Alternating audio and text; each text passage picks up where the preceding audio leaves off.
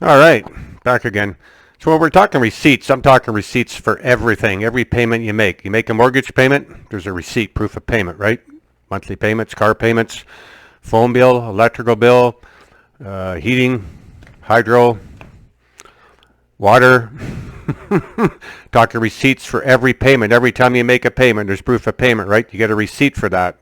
All of those receipts, all of them, every single solitary one can be exchanged dollar for more banknotes.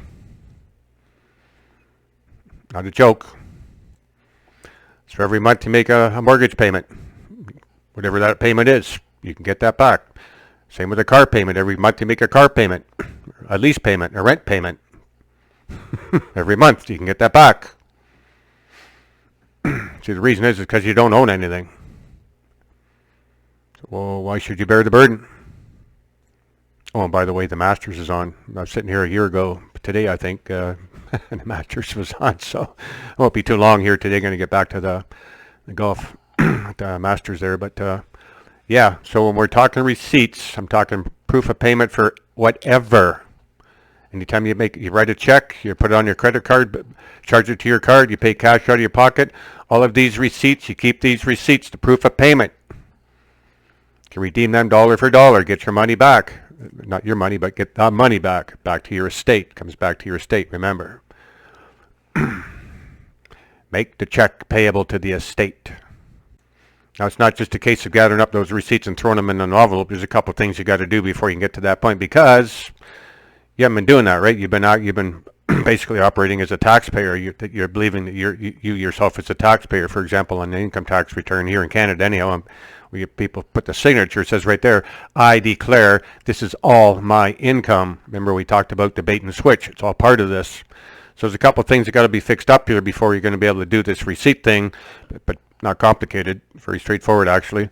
But you got to take the initiative and you have to do it. That's why I said in the video previous to this one, I can't give you all this stuff because it's too much for public and people run off half-cocked and screw things up for others and maybe injure themselves or harm themselves or their family, thinking they know things, and got to run with it. So you can dig yourself into a deeper hole very quickly.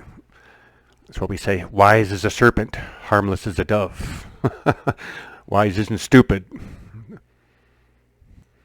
You fork out money for gas. I was talking to the lady at the health food store this morning here in town, and she was telling me that her gas bill to heat the home was $500 a month. Well, now it's $900 a month. No, she doesn't know what we know here, but I was thinking, yeah, so I don't care what it is. I don't care if it's $9,000 a month. As long as you fork out the $9,000 a month, you can get that $9,000 back for next month or whatever. That's the whole point of it. And because you see, these payments is proof of your contribution. That's your credit. You don't have these things and you got no proof, no evidence. Where is it? So, but yeah, don't be rushing off here thinking I just take my receipts and throwing them in an envelope. That's ridiculous. And don't limit your thinking either to, when I'm talking about receipts, I'm talking about all payments. All payments. Payments is payments, right? It's all payments are payments. Whatever you're forking out. Get proof of that. You can get that back. You call it a tax return of sorts, except you see, right now you're making the return to the government because you declared this is all your income and you wanted to pay the bills. You wanted to be a trustee. You wanted to think you own stuff. Okay. Then you take on the liabilities. It's like Marcus said, the first order of the day is to establish who owns it. And they'll tell you you do, but that's a lie. Or you can fairly quickly determine that it's a lie, and it is.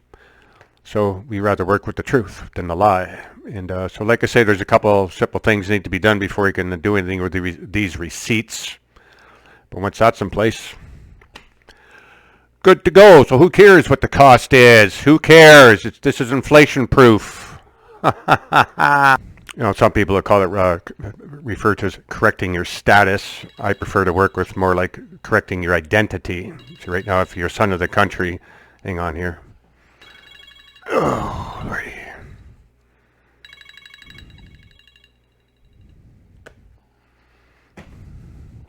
Yeah, so, and that's what I mean. There's a couple of things you got to do because you did get involved in the bait and switch. You did a turn, so that's on the record. That has to be, you have to face it. It's not complicated. You got to face it, and then you can start operating and redeeming those receipts. So like I say, for every dollar you spend, if you're forking out $500 a month for a car payment, you get proof of payment, right? Take the receipt. You can do this quarterly or annually. I think that's all I got to say here. Just put it on pause here for a second here. I'm going to watch a couple minutes ago, make sure I got all my thoughts that I wanted to say here, express, and I'll be back at you shortly. Yeah, anyhow, all of this, it's all on our Reclaim Your Securities information package. And we've got Zoom meetings on this subject I'm talking about right here, right now. Next one will be, I believe, on Monday, the 11th. Yeah, this Monday coming up. That's the plan. So anyhow, God bless, love you. Talk to you soon. Keep those receipts. Also, don't forget, light of God never fails. Not possible.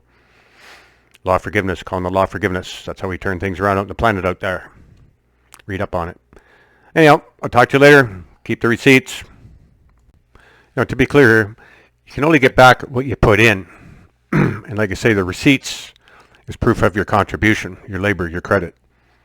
No receipts, no proof. So there's none of this, filing and getting $55 million back unless you have proof that you contributed value to that extent.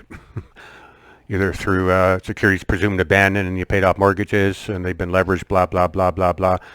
This sort of thing. That's just greed and selfishness talking to think that, I get this big millions of dollars. No, it's if one can do that, all can do that. And if you do the math, there ain't enough to go around. It just makes no sense.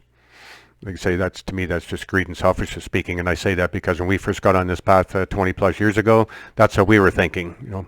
Big house, lots of cars, stuff. And slowly but surely we realized, well, no, that's just greed and selfishness talking. So yeah, it's your receipts is your proof of your contribution. Very important you understand that. And that's a kind of little bit of nitty gritty that we talk about to make sure people are clear on that before they do any of the paperwork. Again, paperwork without the understanding is a waste of time. Love you.